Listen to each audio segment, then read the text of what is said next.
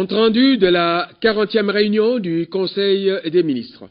Ce vendredi 17 juillet 2020 s'est tenue par vidéoconférence la 40e réunion du Conseil des ministres sous la présidence de son Excellence M.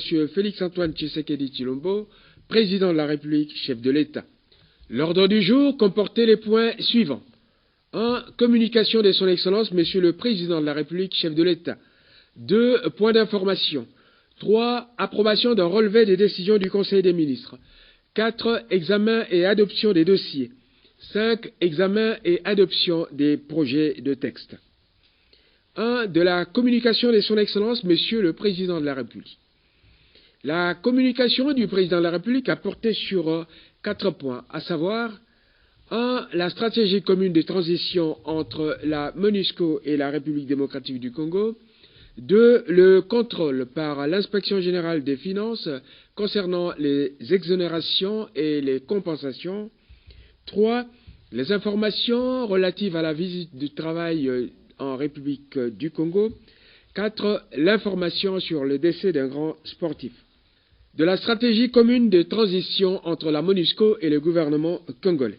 La résolution 2502 du Conseil de sécurité des Nations Unies du 19 décembre 2019 a renouvelé le mandat de la MONUSCO pour 1 an et a chargé la mission de contribuer à la protection des civils et à l'appui à la stabilisation et au renforcement des institutions de l'État ainsi qu'aux réformes clés en matière de gouvernance et de sécurité en République démocratique du Congo. La résolution a mis l'accent sur la nécessité d'une transition progressive et d'une sortie responsable de la MONUSCO en insistant sur le fait qu'une telle transition devrait se faire par un transfert progressif des tâches de la mission onusienne au gouvernement de la République démocratique du Congo en coordination avec l'équipe pays des Nations Unies et les autres parties prenantes et partenaires concernés. Le Conseil a par ailleurs demandé que la transition et cette sortie soient menées de manière à faciliter les progrès vers une paix et un développement durable et inclusif, à s'attaquer aux causes profondes des conflits et à réduire la menace que représentent les groupes armés nationaux et étrangers à un niveau susceptible d'être géré par les forces de sécurité de la République démocratique du Congo, en mettant particulièrement l'accent sur la réduction de cette menace pour les civils. Le président de la République a signalé qu'une réduction du niveau de déploiement et de la zone d'opération de la MONUSCO devra se faire en concentrant la présence militaire de la mission onusienne dans les régions les plus affectées par des niveaux d'insécurité élevés et persistants, tout en s'orientant vers une présence policière et civile des Nations Unies dans des régions plus stables avant de réduire les opérations de la MONUSCO dans ces zones. Aussi, le Conseil de sécurité a demandé que le gouvernement de la République démocratique du Congo et la MONUSCO s'engagent dans un dialogue approfondi sur l'élaboration d'une stratégie commune de transition qui sera présentée au siège des Nations Unies en septembre prochain pour être proposée au Conseil de sécurité en octobre avant le prochain renouvellement du mandat de la mission en décembre 2020. De ce fait, le chef de l'État a invité le gouvernement à s'impliquer davantage dans l'élaboration de cette stratégie de transition et de sortie progressive, la priorité devant être accordée aux régions dans lesquelles la MONUSCO entamera sa transition et son retrait, à savoir le Grand Kasaï. Du contrôle par l'Inspection générale des finances concernant les exonérations et les compensations. La crise entraînée par la pandémie de Covid-19 oblige l'État à faire face à des multiples dépenses pour assurer la stabilité socio-économique du pays, mais aussi à garantir la résilience de notre économie au travers d'un soutien public aux investissements. Pour ce faire, l'État doit s'assurer de la mobilisation accrue des recettes publiques dans toutes ses composantes par le canal des régies financières et des services d'assiette.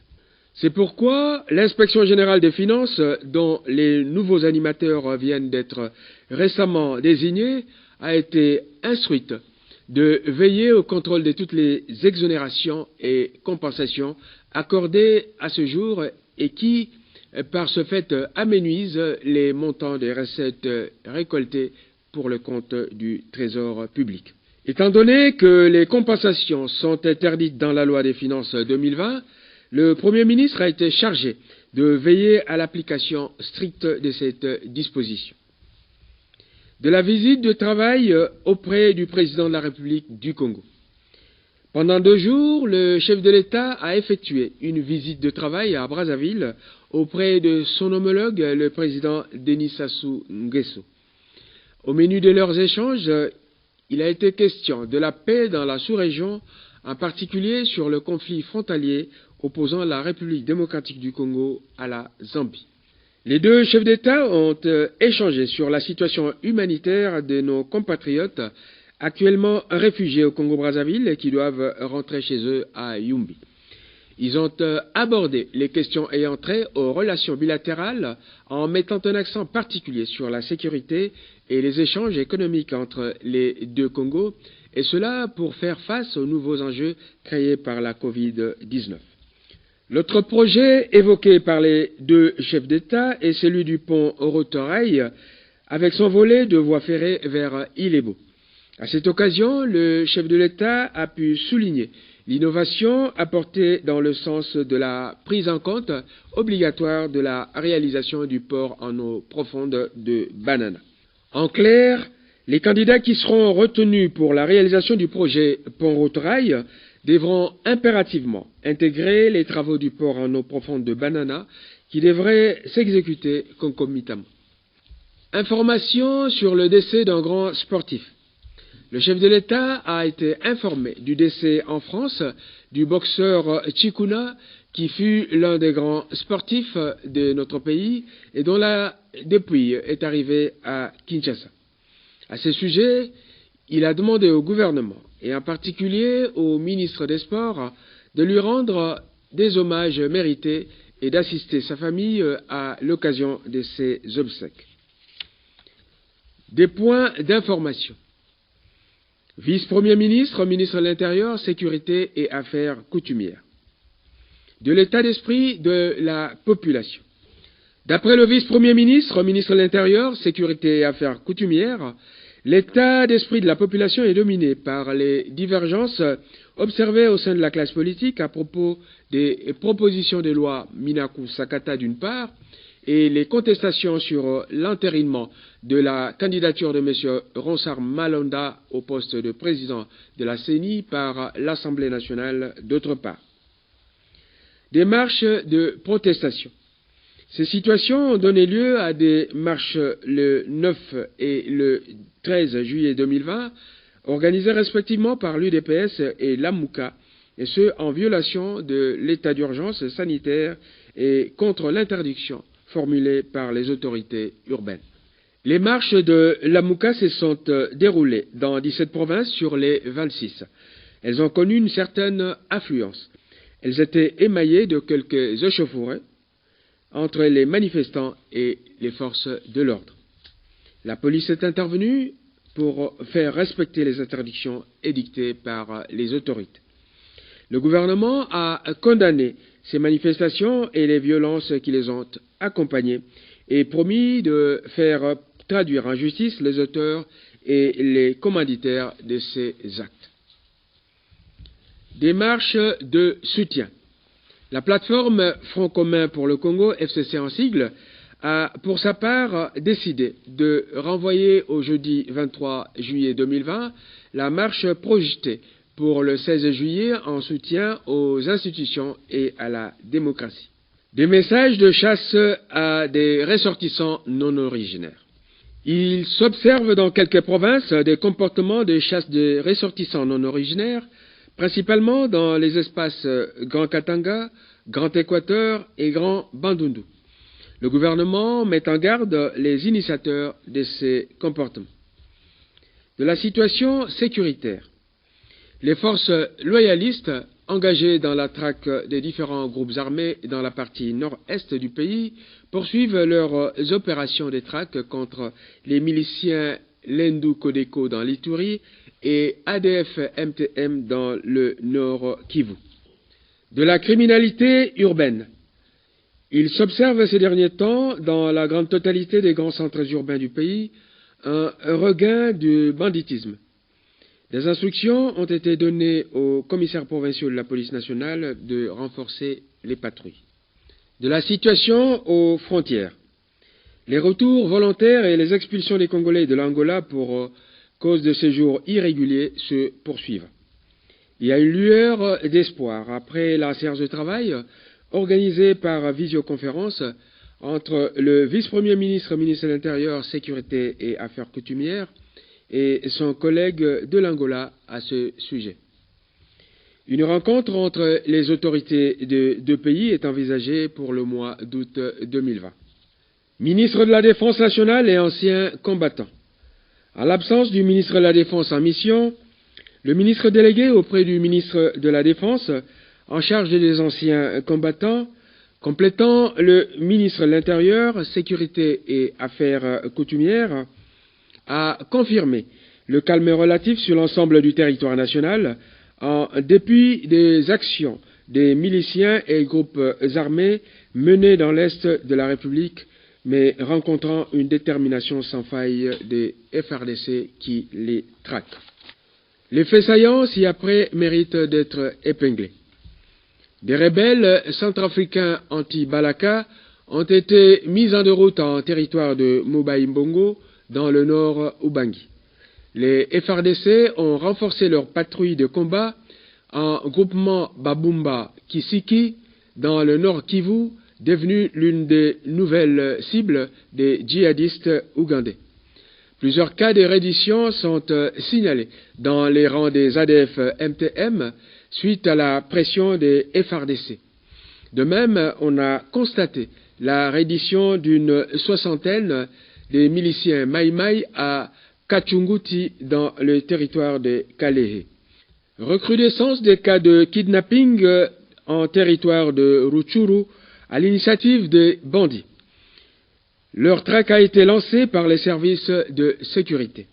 Détermination des FRDC à mettre fin à l'activisme de groupes armés Ngumino, Twirwaneho et Android à Mwenga, Fizi et Uvira dans le sud Kivu.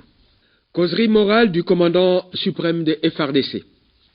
Le chef suprême des armées a donné une causerie morale au commandement militaire auquel se sont joints les commandants des régions et secteurs opérationnels. À cette occasion, le haut commandement a réaffirmé et renouvelé la loyauté des FRDC aux institutions légalement établies et en particulier au commandant suprême. L'apolitisme de l'armée et la détermination à servir le pays ont également été soulignés. Vice-premier ministre, ministre du Plan. Le point concerne la nomination du coordonnateur de l'ITIE-RDC.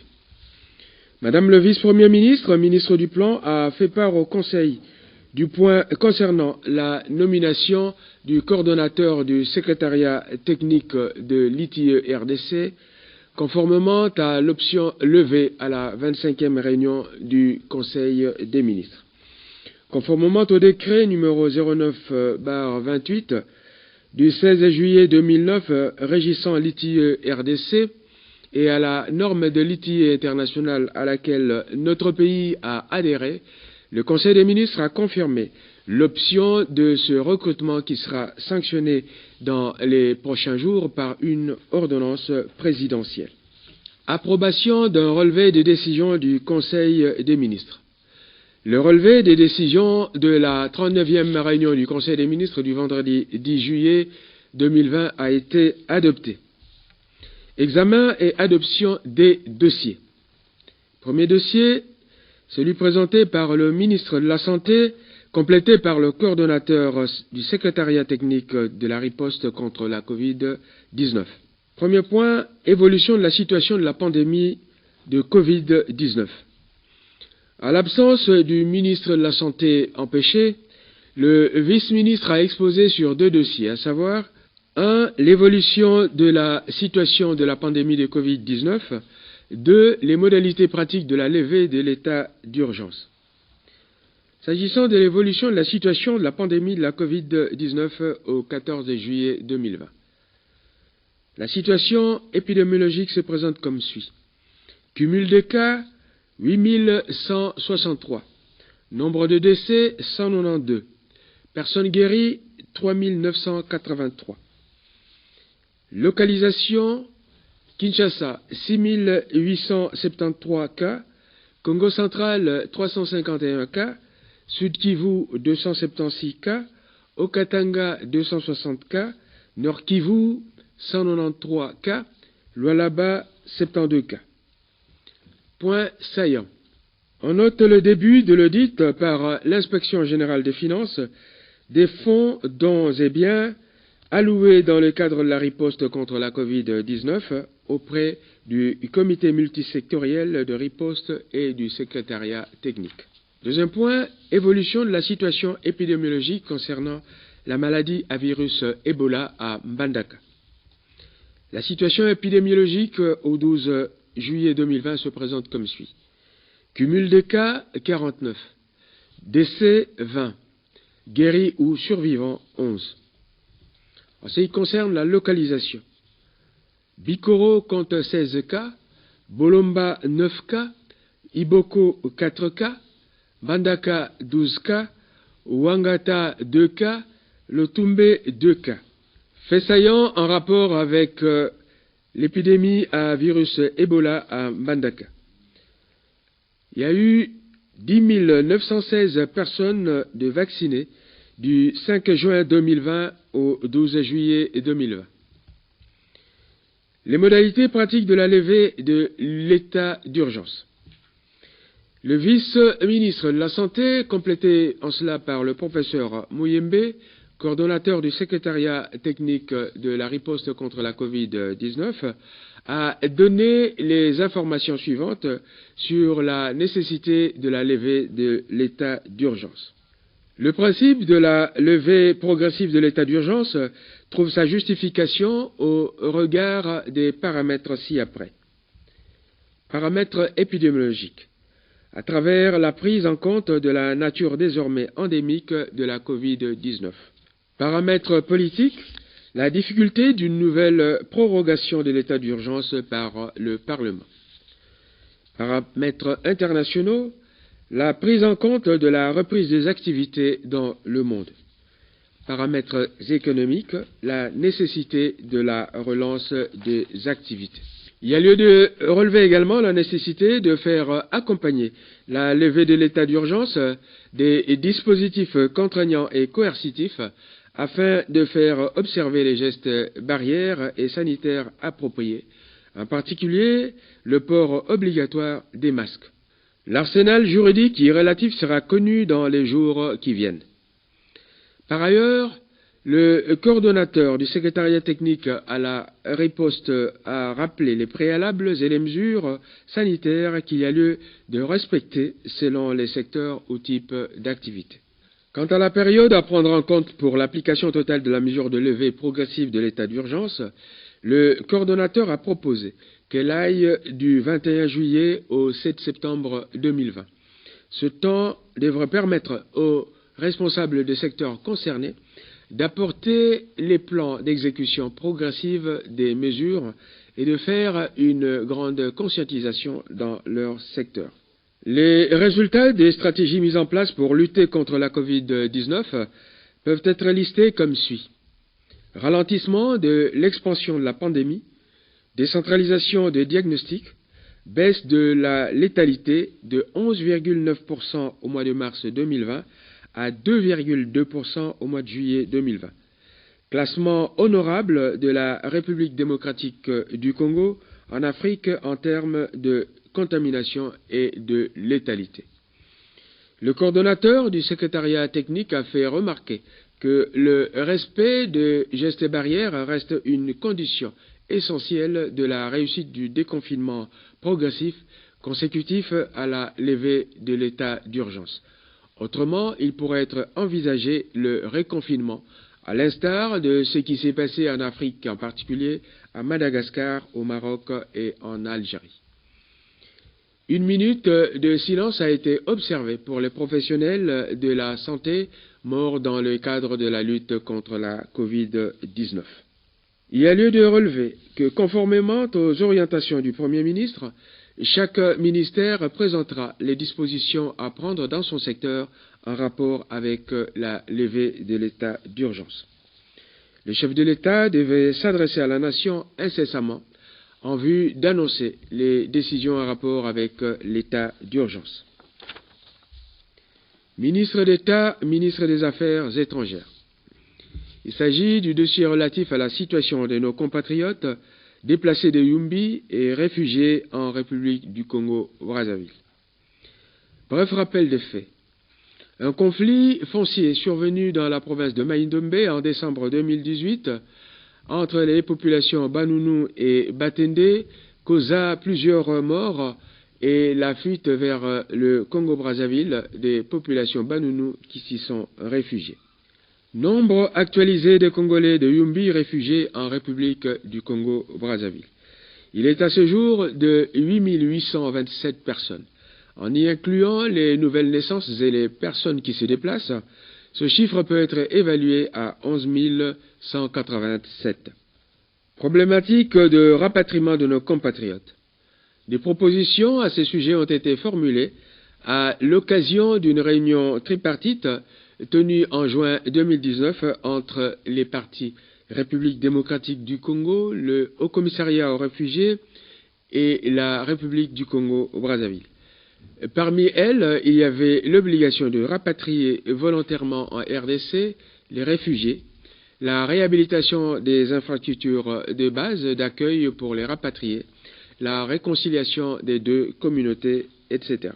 Une évaluation des différents engagements souscrits par les partis RDC Congo et République du Congo a été faite en mai 2020 à Oyo, à l'occasion de la 7e session ordinaire de la Commission spéciale Défense et Sécurité entre les deux pays.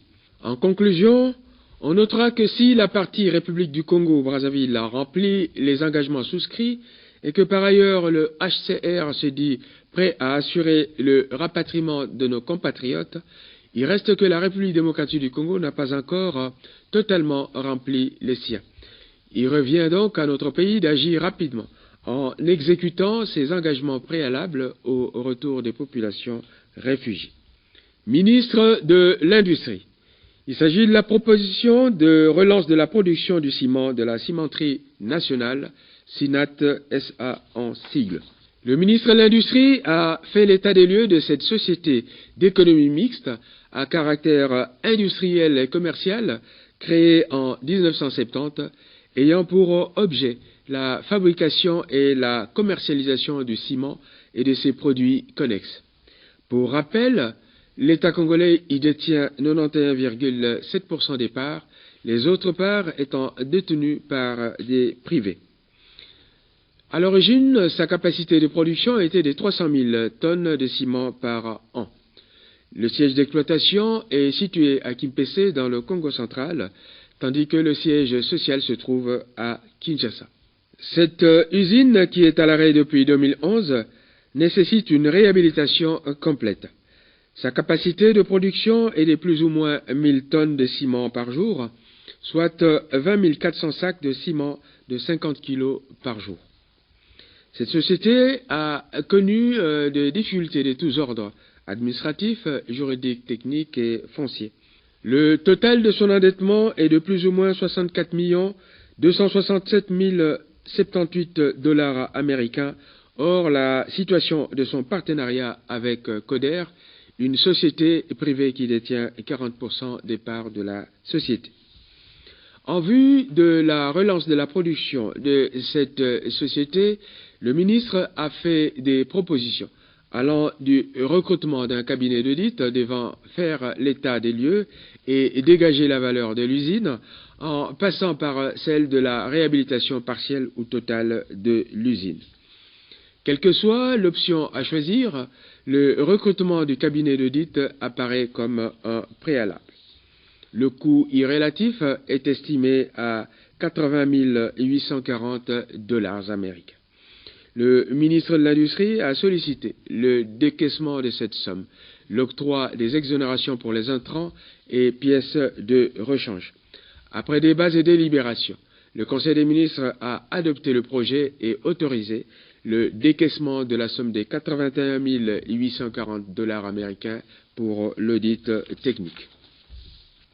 Ministre des Affaires foncières. La problématique concerne la constitution d'un compte centralisateur dans une banque pour les opérations hypothécaires.